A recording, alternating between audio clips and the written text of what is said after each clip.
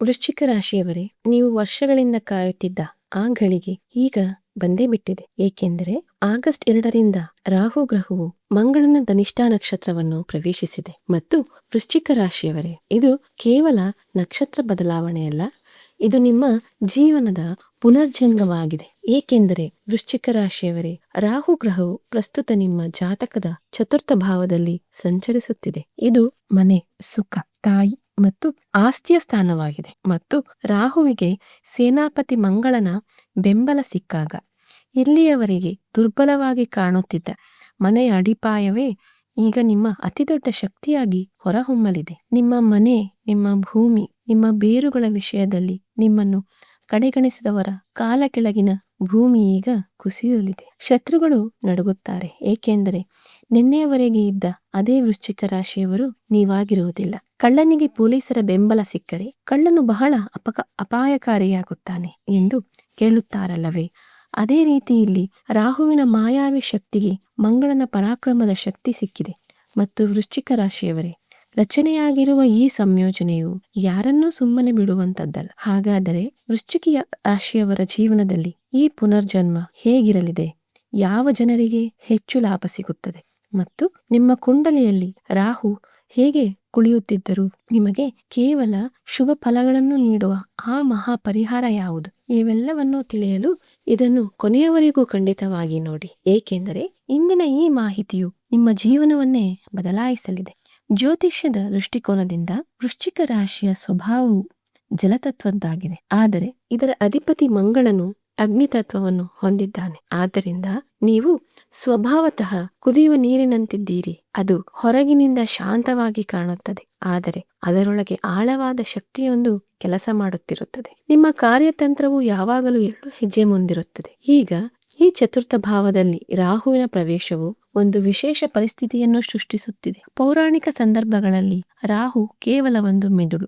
ಆತನಿಗೆ ಅಪರಿಮಿತ ಮಹತ್ವಾಕಾಂಕ್ಷೆ ಇದೆ, ಆಳವಾದ ಚಿಂತನೆ ಇದೆ, ಆದರೆ ಯಾವುದೇ ತೃಪ್ತಿ ಇಲ್ಲ. ಕಲಿಯುಗದಲ್ಲಿ ಭೌತಿಕ ಸುಖ, ಐಷಾರಾಮಿ ಜೀವನ, ಕೈಯಲ್ಲಿರುವ ನಗದು ಮತ್ತು ಹಠಾತ್ ಧನ ಪ್ರಾಪ್ತಿಗೆ ರಾಹುವೇ ಕಾರಣನಾಗಿದ್ದಾನೆ. ಈ ರಾಹುವು ಧನಿಷ್ಠಾ ನಕ್ಷತ್ರಕ್ಕೆ ಬಂದಾಗ ಒಂದು ಅನಿರೀಕ್ಷಿತ ಶಕ್ತಿಯು ನಿರ್ಮಾಣವಾಗುತ್ತದೆ. ಧನಿಷ್ಠಾ ನಕ್ಷತ್ರದ ಸಂಕೇತವು ಭಗವಾನ್ ಶಿವನ ಡಮರು ಆಗಿದೆ ಮತ್ತು ಇದರ ಅಧಿಪತಿಗಳು ಅಷ್ಟವಸ್ತುಗಳು. ಅವರು ಪ್ರಪಂಚದ 8 ಪ್ರಕಾರದ ಐಶ್ವರ್ಯಗಳನ್ನು ಕರುಣಿಸುತ್ತಾರೆ. ಮಂಗಳ ಮತ್ತು ರಾಹುವಿನ ಈ ಸಂಯೋಜನೆಯು ಜ್ಯೋತಿಷ್ಯದಲ್ಲಿ ಅಂಗಾರಕ ಯೋಗದ ಪರಿಣಾಮವನ್ನು ಉಂಟು ಮಾಡುತ್ತದೆ. ಆದರೆ ವೃಶ್ಚಿಕ ರಾಶಿಯವರಿಗೆ ಇದು ಒಂದು ವಾರ್ ರೂಮ್ನಂತಿದೆ. ಈ ಸಮಯದಲ್ಲಿ ನಿಮ್ಮ ಮೆದುಳು ಚದುರಂಗದ ಗ್ರ್ಯಾಂಡ್ ಮಾಸ್ಟರ್ನಂತೆ ಕಾರ್ಯತಂತ್ರಗಳನ್ನು ರೂಪಿಸುತ್ತಿದೆ.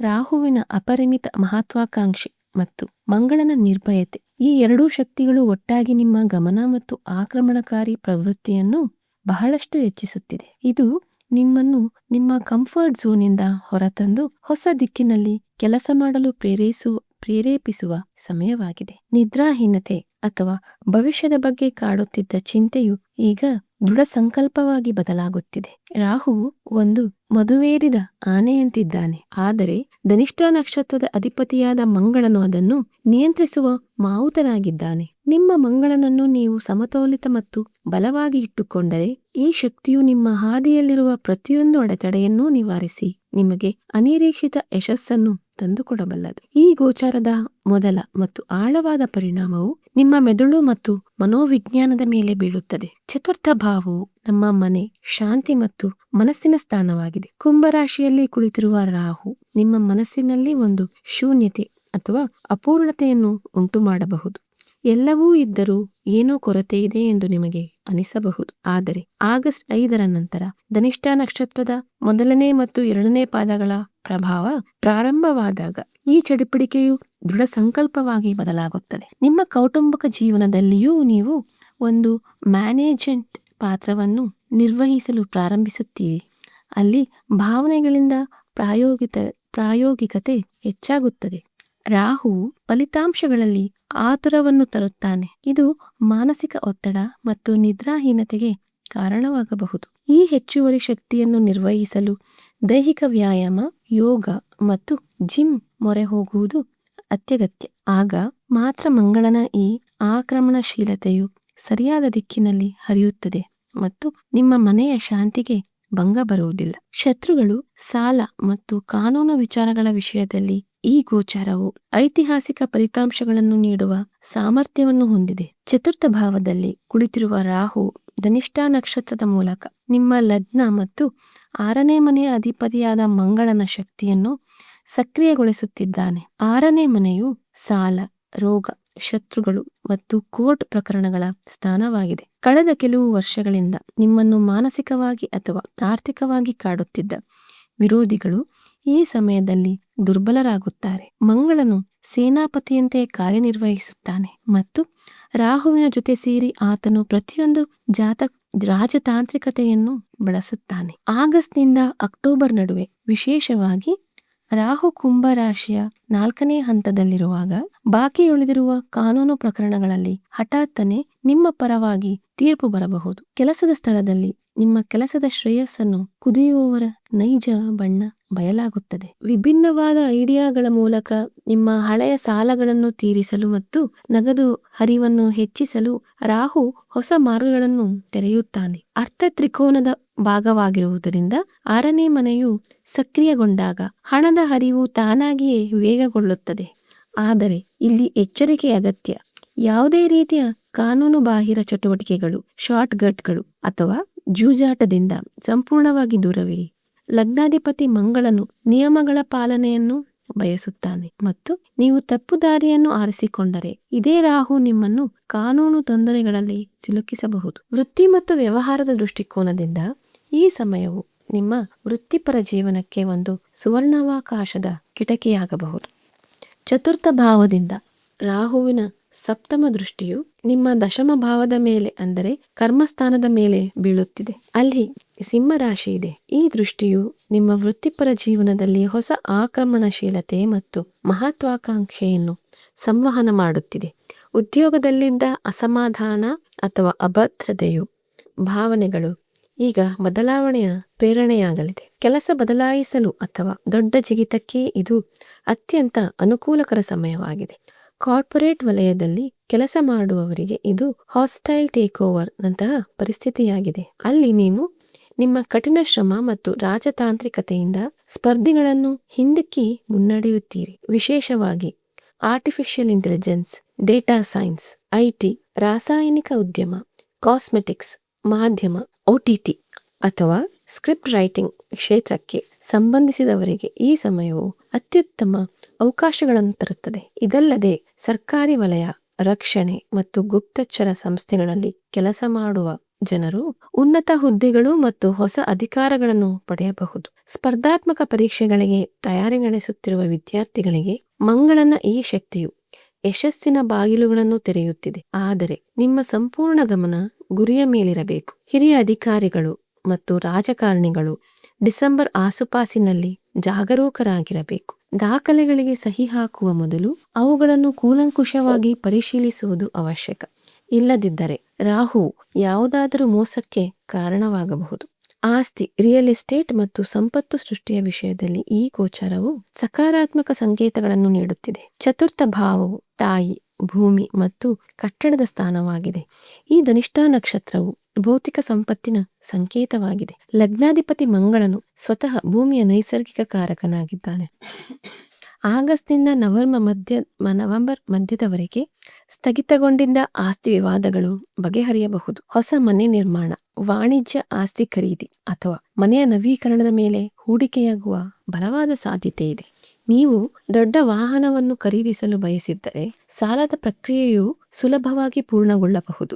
ರಾಹುವಿನ 9ಮ ದೃಷ್ಟಿಯು ಧನಿಷ್ಠಾ ನಕ್ಷತ್ರವು ಭೌತಿಕ ಸಂಪತ್ತಿನ ಸಂಕೇತವಾಗಿದೆ. ಲಗ್ನಾಧಿಪತಿ ಮಂಗಳನು ಸ್ವತಃ ಭೂಮಿಯ ನೈಸರ್ಗಿಕ ಕಾರಕನಾಗಿದ್ದಾನೆ. ಆಗಸ್ಟ್ನಿಂದ ನವೆಂಬರ್ ಮಧ್ಯದವರೆಗೆ ಸ್ಥಗಿತಗೊಂಡಿದ್ದ ಆಸ್ತಿ ವಿವಾದಗಳು ಬಗೆಹರಿಯಬಹುದು. ಹೊಸ ಮನೆ ನಿರ್ಮಾಣ, ವಾಣಿಜ್ಯ ಆಸ್ತಿ ಖರೀದಿ ಅಥವಾ ಮನೆಯ ನವೀಕರಣದ ಮೇಲೆ ಹೂಡಿಕೆಯಾಗುವ ಬಲವಾದ ಸಾಧ್ಯತೆ ಇದೆ. ನೀವು ದೊಡ್ಡ ವಾಹನವನ್ನು ಖರೀದಿಸಲು ಬಯಸಿದ್ದರೆ ಸಾಲದ ಪ್ರಕ್ರಿಯೆಯು ಸುಲಭವಾಗಿ ಪೂರ್ಣಗೊಳ್ಳಬಹುದು. ರಾಹುವಿನ 9ಮ ದೃಷ್ಟಿಯು ನಿಮ್ಮ 12ನೇ ಮನೆ, ಅಂದರೆ ತುಲಾ ರಾಶಿಯ ಮೇಲೆ ಬೀಳುತ್ತಿದೆ. ಅದರ ಅಧಿಪತಿ ಶುಕ್ರನು ರಾಹುವಿನ ಪರಮ ಮಿತ್ರನಾಗಿದ್ದಾನೆ. 12ನೇ ಮನೆಯು ವಿದೇಶಿ ಪ್ರಯಾಣ ಮತ್ತು ಹೂಡಿಕೆಗಳನ್ನು ಪ್ರತಿನಿಧಿಸುತ್ತದೆ. ನಿಮ್ಮ ವೀಸಾ ಅಥವಾ ಪಾಸ್ಪೋರ್ಟ್ಗೆ ಸಂಬಂಧಿಸಿದ ಕೆಲಸಗಳು ಸ್ಥಗಿತಗೊಂಡಿದ್ದರೆ ಅವು ಈಗ ಪೂರ್ಣ ವೇಗದಲ್ಲಿ ಮುಂದುವರಿಯುತ್ತದೆ. ವಿದೇಶಿ ಕ್ಲೈಂಟ್ಗಳು, ಆಮದು ರಫ್ತು ಮತ್ತು ಅಂತಾರಾಷ್ಟ್ರೀಯ ವ್ಯಾಪಾರಕ್ಕೆ ಸಂಬಂಧಿಸಿದವರಿಗೆ ಈ ಸಮಯದಲ್ಲಿ ದಿಢೀರ್ ದೊಡ್ಡ ಲಾಭ ಸಿಗಬಹುದು.